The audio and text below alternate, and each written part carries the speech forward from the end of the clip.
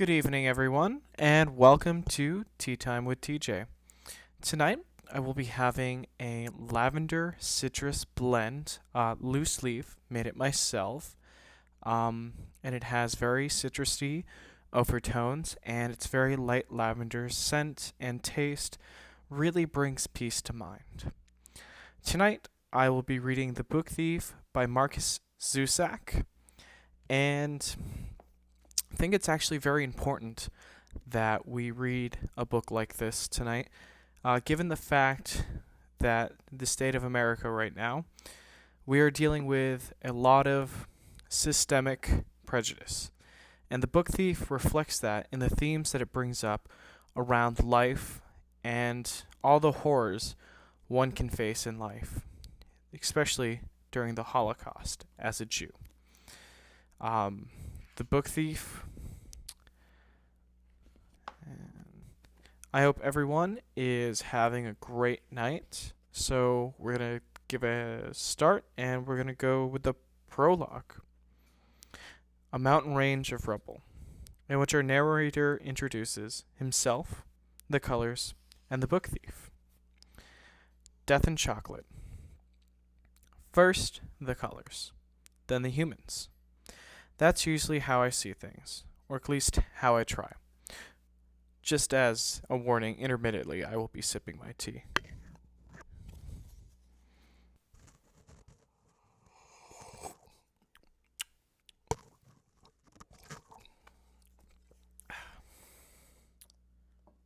Here's a small fact. You are gonna die. I am in all truthfulness attempting to be cheerful about the whole topic, though most people find themselves hindered in believing me, no matter my protestations. Please, trust me. I most definitely can be cheerful. I can be amicable, agreeable, affable. And that's only the A's. Just don't ask me to be nice. Nice has nothing to do with me. Reaction to the aforementioned fact. Does this worry you? I urge you, don't be afraid. I'm nothing if not fair. Of course, an introduction, a beginning. Where are my manners? I can introduce myself properly, but it's not really necessary.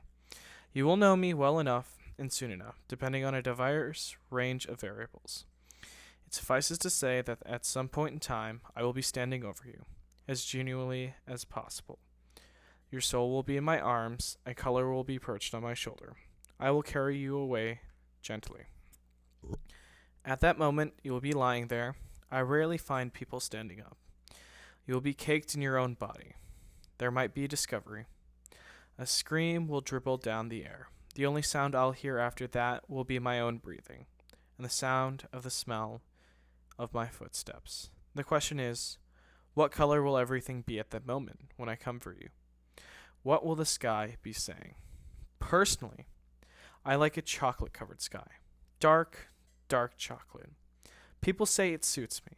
I do, however, try to avoid every color I see in the whole spectrum.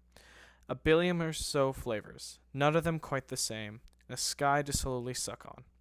It takes the edges off the stress. It helps me relax. Small theory.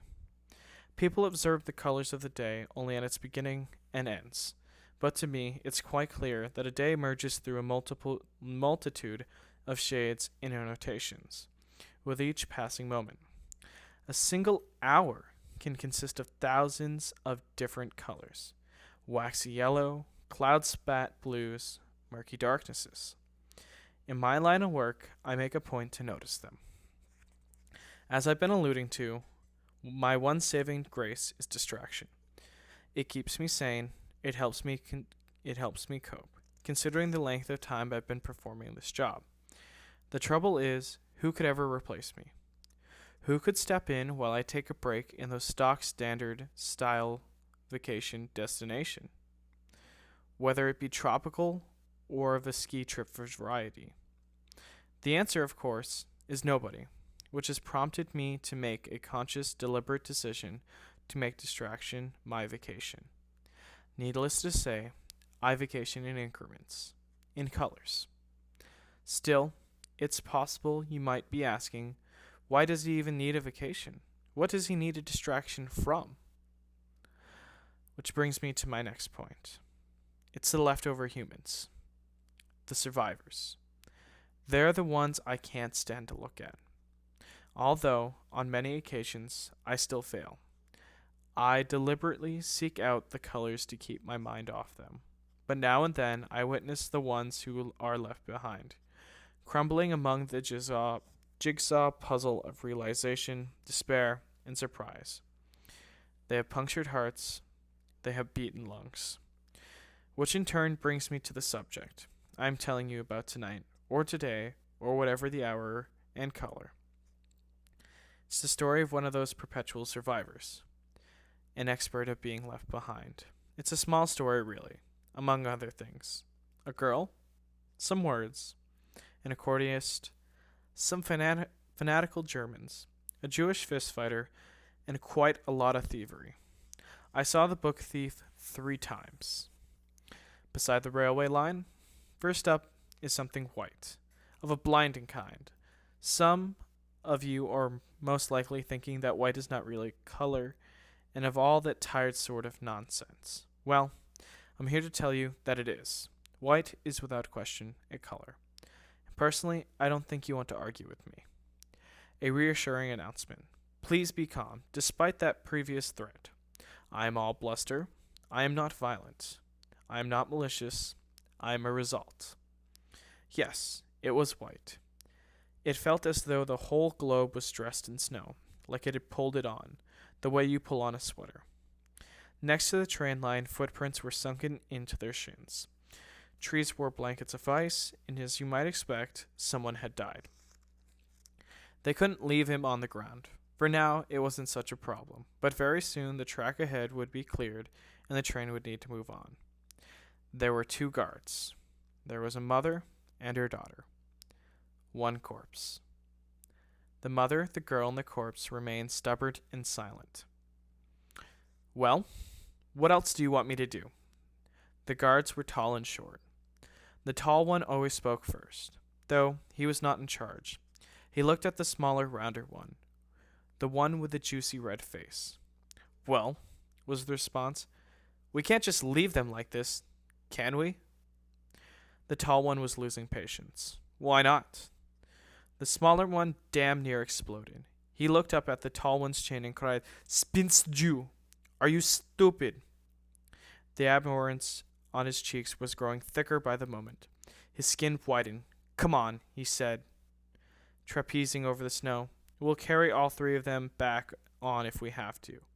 We'll notify the next stop. As for me, I already made the most elementary of mistakes. I can't explain to you the severity of my self-disappointment. Originally, I'd done everything right. I'd studied the blinding white sky who stood at the window of the moving train. I practically inhaled it, but still, I wavered.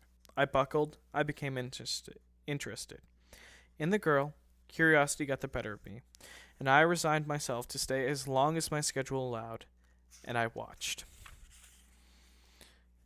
23 minutes later, when the train was stopped, I climbed out with them. A small soul was in my arms. I stood a little to the right.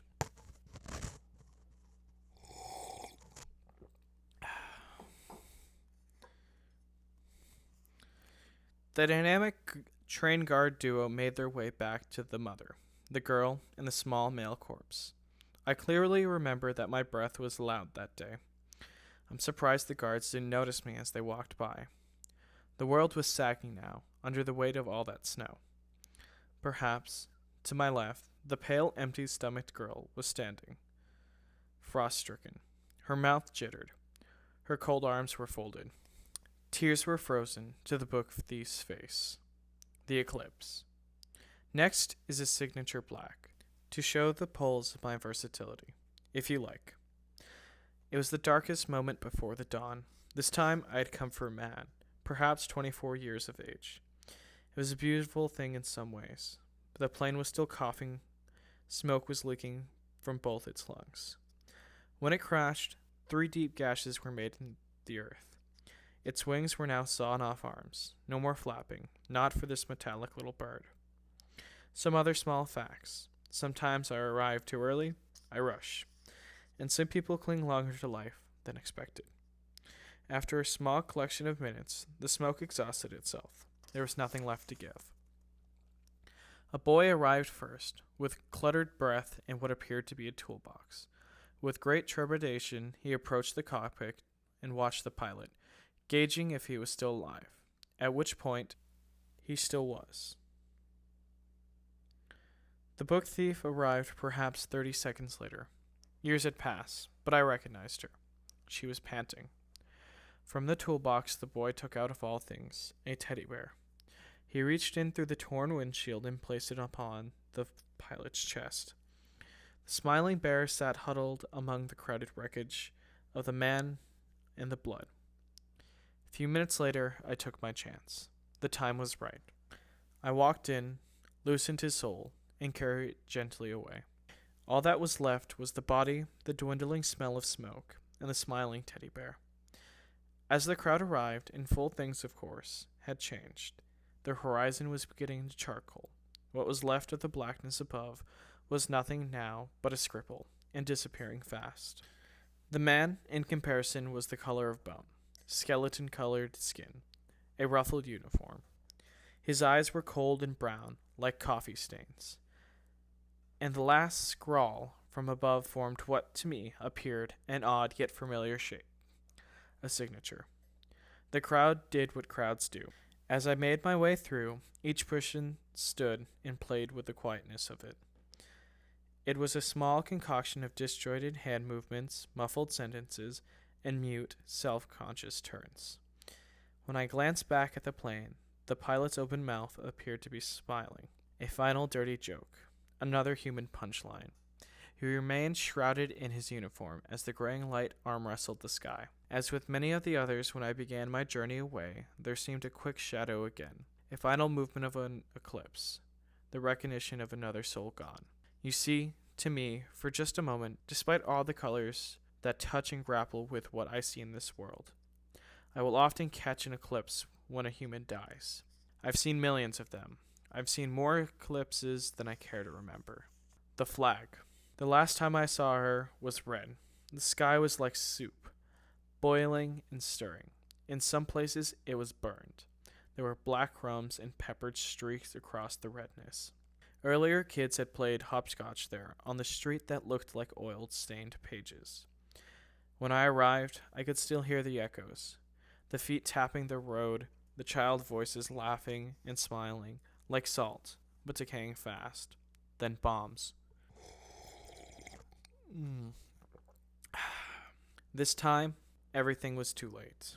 The sirens, the cuckoo shrieks in the radio, all too late. Within minutes, mounds of concrete and earth were stacked and piled. The streets were ruptured veins. Blood streamed till it was dried on the road, and the bodies were stuck there like driftwood after the flood. They were glued down, every last one of them. A packet of souls. Was it fate? Misfortune? Is it what glued them down like that? Of course not. Let's not be stupid. It probably had more to do with the hurled bombs, thrown down by humans hiding in the clouds. Yes, the sky was now a devastating, home-cooked red. The small German town had been flung apart one more time. The snowflakes of ash fell so lovelily. You were tempted to stretch out your tongue and catch them, taste them. Only, they would have scorched your lips. They would have cooked your mouth. Clearly, I see it. I was just about to leave when I found her kneeling there. A mountain range of rubble was written, designed, erected around her. She was clutching at a book. Apart from everything else, the book thief wanted desperately to go back to the basement, to write or to read through her story one last time. In hindsight, I see it so obviously on her face. She was dying for it, the safety of it, the home of it.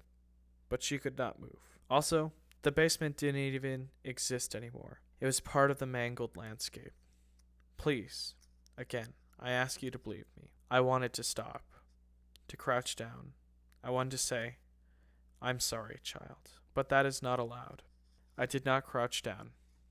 I did not speak. Instead, I watched her a while. When she was able to move, I followed her. She dropped the book. She knelt. The book thief howled. Her book was stepped on several times as the cleanup began. Although orders were given only to clear the mess of the concrete, the girl's most precious item was thrown aboard a garbage truck, at which point I was compelled. I climbed aboard, and I took it in my hand, not realizing that I would keep it and view it several thousand times over the years. I'd watch the places where we intersect, and marvel at what the girl saw and how she survived. That is the best I can do. Watch it fall into line with everything else. I spectated during that time. When I recollect her, I see a long list of colors, but it's the three in which I saw her in the flesh that resonate the most. Sometimes I manage to float far above those 3 moments. I hang suspended until a septic truth bleeds through towards clarity. But that's when I see them formulate. The colors, red, white, and black. They fall on top of each other. The scribbled signature black onto the blinding global white, onto the thick, soupy red. Yes, often I am reminded of her, and in one way of my vast array of pockets. I've kept her story to retell. It is one of the small legion I carry, each one extraordinary in its own right, each one an attempt at an immense leap of an attempt to prove to me that you and your human existence are worth it. Here it is, one of a handful, the book thief. If you feel like it, come with me. I will tell you a story. I will show you something. Part 1. The Grave Digger's Handbook, featuring Himmel Street, the art of samsisting, an iron-fisted woman, a kiss attempt, Jesse Owens, sandpaper, the smell of friendship, a heavyweight champion, and the mother of all watchings. Arrival on Himmel Street. That last time. That red sky. How does a book thief end up kneeling and howling, and flanked by a man-made heap of ridiculous, greasy, cooked-up rubble? Years earlier, the start was snow. The time had come for one. A spectacularly tragic moment. A train was moving quickly. It was packed with humans. A 6-year-old boy died in the third carriage. The book thief and her brother were traveling down toward Munich, where they would soon be given over to foster parents. We now know, of course, that the boy didn't make it. How it happened, there was an intense spurt of coughing, an almost inspired spurt, and soon after, nothing. When the coughing stopped, there was nothing but the nothingness of life moving on with its shuffle, or a near silent twitch. A suddenness found its way onto his lips then, which were a corroded brown color and peeling, like old paint, in desperate need of redoing. Their mother was asleep. I entered the train, my feet stepping through the cluttered aisle, and my palm was over his mouth in an instant. No one noticed. The train galloped on, except for the girl. With one eye open, one still in dream, the book thief, also known as Lisel Miminger, could see without question that her younger brother, Werner, was now sideways and dead. His blue eyes stared at the floor, seeing nothing. Prior to waking up, the book thief was dreaming about the Führer, Adolf Hitler. In the dream, she was attending a rally in which he spoke, looking at the skull-colored part of her skull, in his hair, and the perfect square of his mustache. She was listening contentedly to the torrent of words spilling from his mouth. His sentences glowed in the light. In a quieter moment, he actually crouched out and smiled at her. She returned the smile and said, "Guten Tag, Herr Führer. Wie geht's dir heute?" She hadn't learned to speak too well, or even read, as she had rarely frequented school, the reason that she would find out in due course. Just as the Führer was about to reply, she woke up. It was January 1939. She was 9 years old, soon to be 10. Her brother was dead. One eye open, one still in a dream. It would be better for a completed dream, I think, but I really have no control over that. The second eye jumped awake and she caught me out, no doubt about it. It was exactly when I knelt down and extracted his soul, holding it limply in my swollen arms. He warmed up soon after that, but when I picked him up originally, the boy's spirit was soft and cold, like ice cream. He started melting in my arms, then warming up completely, healing. For Lisel Mimier, there was an imprisoned stiffness of the movement, and the staggered onslaught of thoughts. Ich stipp nicht. This isn't happening. This isn't happening. And then the shaking. Why do they always shake them? Yes, I know. I know. I assume it has something to do with instinct, to stem the flow of the truth. Her heart at that point was a slippery and hot and loud, so loud, so loud. Stupidly, I stayed. I watched. Next, her mother. She woke her up in the same distraught shake. If you can imagine it, think of clumsy silence. Think bits and pieces of floating despair and drowning in a train. Snow had been falling consistently, and the service to Munich was forced to stop due to faulty track work. There was a woman wailing. A girl stood numbly next to her. In panic, the mother opened the door. She climbed down into the snow, holding the small boy. What could the girl do but follow? As you've been informed, 2 guards also exited the train. They discussed and argued over what to do. The situation was unsavory, to say the least. It was eventually decided that all 3 of them should be taken to the next township and left there to sort things out. This time, the train limped through the snowed-in country. It hobbled in and stopped. They stepped onto the platform, the body in her mother's arms. They stood. The boy was getting heavy.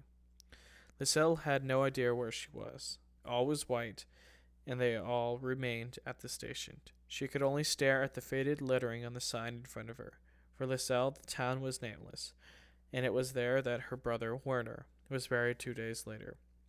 Witnesses included a priest and 2 shivering gravediggers. An observation: a pair of train guards, a pair of gravediggers. When it came down to it, one of them called the shots. The other did what he was told. The question is, what if the other is a lot more than one? Mistakes. It's all I've seemed capable of at times. For 2 days, I went about my business. I traveled the globe as always, handing souls to the conveyor belt of eternity. I watched them trundle passively on. Several times I warned myself that I should keep a distance from the burial of Liselle Meunier's brother. I did not heed my advice. For miles away, as I approached, I could already see the small group of humans standing frigidly among the wasteland of the snow. The cemetery welcomed me like a friend, and soon I was with them. I bowed my head. Standing next to Liselle's left, the gravediggers were rubbing their hands together and whining about the snow and the current digging conditions. So hard getting through all the ice, and so forth. One of them couldn't have been more than 14, an apprentice. When he walked away after a dozen paces, a black book fell innocuously from his coat pocket without his knowledge. A few minutes later, Liselle's mother started leaving with the priest. She was thanking him for his performance at the ceremony. The girl, however, stayed. Her knees entered the ground. Her moment had arrived. Still in disbelief, she started to dig. He couldn't be dead. He couldn't be dead. He couldn't. Within seconds, the snow carved into her skin. Frozen blood was caked across her hands. Somewhere in all the snow, she could see her broken heart, in 2 pieces. Each half was glowing and beating under all the white. She realized her mother had come back for her only when she felt the boniness of the hand on her shoulder. She was being dragged away. A warm scream filled her throat. A small image, perhaps. 20 meters away, when the dragging was done, the mother and the girl stood and breathed. There was something black and rectangular lodged in the snow. Only the girl saw it. She bent down and picked it up and held it firmly in her fingers. The book had silver writing on it. They held hands. A final, soaking farewell was let go of, and they turned and left the cemetery, looking back several times. As for me, I remained a few minutes longer. I waved. No one waved back. Mother and daughter vacated the cemetery and made their way towards the next train to Munich. Both were skinny and pale. Both had sores on their lips. Liselle noticed it in the dirty, fogged-up window of the train when they boarded just before midday. In the written words of the book thief herself, the journey continued like everything had happened. When the train pulled into Bahnhof in Munich, the passengers slid out as if from a torn package. There were people of every stature, but among them the poor were the most easily recognized. The impoverished always try to keep moving, as if relocating might help. They ignore the reality that a new version of their same old problem will be waiting at the end of the trip, the relative you cringe to kiss. I think her mother knew that quite well. She wasn't delivering her children to the higher echelons of Munich, but a foster home had apparently been found, and nothing else. The new family could at least feed the girl and the boy a little better, and educate them properly. The boy. Liselle was sure her mother carried the memory of him, slung over her shoulder. She dropped him. She saw his feet and legs, and the body slap the platform. How could that woman walk? How could she move? That's the sort of thing I'll never know, or comprehend what humans are capable of. She picked him up and continued walking, the girl clinging to her side. Authorities were met in questions of lateness, and the boy raised their vulnerable heads. Liselle remained in the corner of the small, dusty office as her mother sat with clenched thoughts on a very hard chair. There was the chaos of goodbye. It was a good boy that was wet, with the girl's head buried into the woolly, worn shallows of her mother's coat. There had been some more dragging. Quite a way beyond the outskirts of Munich, there was a town called Mulking, said by the best by the likes of you as Mulking. That's where they were taking her, to a street by the name of Himmel. A translation, Himmel, heaven. Whoever named Himmel Street certainly had a healthy sense of irony. Not that it was a living hell. It wasn't, but it sure wasn't a heaven either. Regardless, Liselle's foster parents were waiting, the Hubermans. They'd been expecting a girl and a boy and would be paid a small allowance for having them. Nobody wanted to be the one to tell Rosa Huberman that the boy didn't survive the trip. In fact, no one ever wanted to really tell her anything. As far as dispositions go, hers wasn't really enviable. Although she had a good record with foster kids in the past, apparently she'd straightened a few out. For Liselle, it was a ride in a car. She'd never been in one before. There was the constant rise and fall of her stomach and the futile hopes that they'd lose their way or change their minds. Among it all, her thoughts couldn't help turning toward her mother, back at Bancroft, waiting to leave again, shivering, bundled up in that useless coat. She'd been eating her nails, waiting for the train. That platform would be long and uncomfortable, a slice of cold cement. Would she keep an eye out for the approximate burial site of her son on the return trip, or would sleep be too heavy? The car moved on, with Liesl dreading the last lethal turn. The days were gray, the color of Europe. Curtains of rain were drawn around the car. Nearly there, the foster care lady, Frau Heinrich, turned around and smiled. "Din neues Joins, your new home." Liesl made a clear circle on the dribbled glass and looked out. A photo of Himmel Street. The buildings appeared to be glued together, mostly small houses and apartment blocks that looked nervous. There's a murky snow spread out like a carpet. There is a concrete, empty hat stand, trees, and gray air. A man was also in the car. He remained with the girl while Frau Heinrich disappeared inside. He never spoke. Liesl assumed that he was there to make sure she wouldn't run away or force her inside if she gave them any trouble. Later, however, when trouble did start, he simply sat there and watched. Perhaps he was the only last resort, the final solution. After a few minutes, a very tall man came out. Hans Huberman, Liesel's foster father. On one side of him there was a medium-height Frau Heinrich, and on the other was a squat shape of Rosa Huberman, who looked like a small wardrobe with a coat thrown over it. There was this distinct waddle to her walk, almost cute, if it wasn't for her face, which was creased up, cardboard, and annoyed, as if she was merely tolerating all of it. Her husband walked straight, with a cigarette smoldering between his fingers. He rolled his own. The fact was, Liesl would not get out of the car. "Was ist los mit dem Kind?" Rosa Huberman inquired. She said it again. "What's wrong with this child?" She struck her face inside the car and said, "Nein, komm, komm." The seat in front of her was flung forward. A corridor of cold light invited her out. She would not move. Outside, through the circle she'd made, Liesl could see the tall man's fingers still holding the cigarette. Ash stumbled from its edge and lunged, lifted several times until it hit the ground. It took nearly 15 minutes to coax her from the car. It was the tall man who did it. Quietly. There was the gate next, which she clung to. A gang of tears trudged through her eyes, and she held on and refused to go inside. People started to gather on the street until Rosa Huberman swore at them, after which they reversed back whence they came. A translation of Rosa Huberman's announcement. "What are you assholes looking at?" Eventually, Liesl Menjemer walked gingerly inside. Hans Huberman had her by one hand. Her small suitcase had her by the other. Buried beneath the folded layer of clothes in the suitcase was a small black book, which, for all we know, a 14-year-old gravedigger in a nameless town had probably spent the last few hours looking for. "I promise you, I imagine him saying to his boss, "I had no idea what happened to it. I've looked everywhere. Everywhere." I'm sure he would have never suspected the girl. And yet, there it was. A black book with silver words written against the ceiling of her clothes. The Gravedigger's Handbook, a 12-step guide to grave digging success. Published by the Bayern Cemetery Association. The book thief had struck for the first time. The beginning of an illustrious career. I hope everyone is having a great day, night, or whatever time it may be. And in these trying times, may you find some semblance of peace. Have a great day, night, or whatever time it is. Like and subscribe and leave a comment below.